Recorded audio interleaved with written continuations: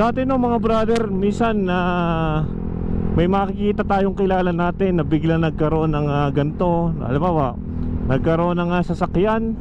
Tapos minsan humihiling ka din na sana magkaroon ka din. Yun nga yung tinatawag nating law of attraction mga brother.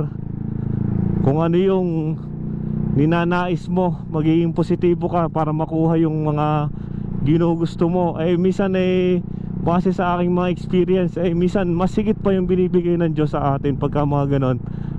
Mas magaganda yung binibigay, mas mahigit. Kasi dati nangangarap lang tayo ng mga ganyan sasakyan, kahit second hand. Pero nung tumagal nga, nabiyayaan tayo ng bagong sasakyan mismo. Kaya kung may mga ninanais ka, huwag kang mawawala ng pag-asa. I-claim it mo lang yan palagi, i-claim mo palagi na makukuha mo yan. At talagang lalapit yan sa iyo. Ang Diyos na mismo magkakaloob sa iyo mga brother.